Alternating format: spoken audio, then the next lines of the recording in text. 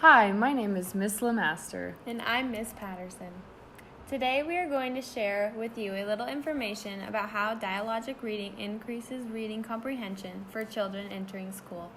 According to What Works Clearinghouse, dialogic reading increases oral language and literacy skills in young children. The purpose of dialogic reading is to use active communication to increase reading comprehension.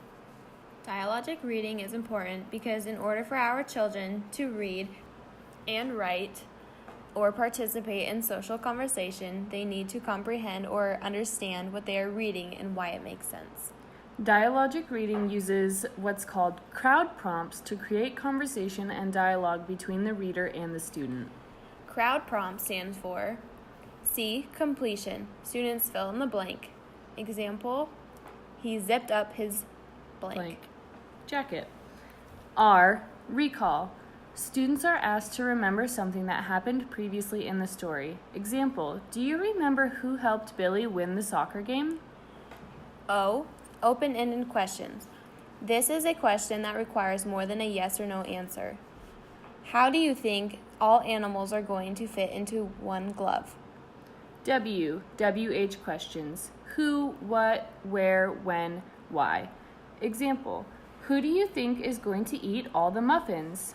Or, where do you think the bear is taking all those trees? D. Distancing. Students connect what is happening in the story to things that happen in their life. Example, tell me about a time when you went to the doctor. Were you scared like the boy in the story? Now let's read a story and use our crowd prompts to better understand the story.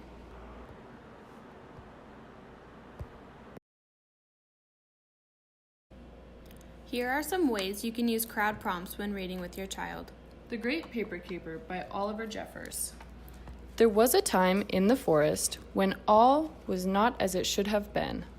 Pause and ask your child, what do you think the bear is doing with the trees?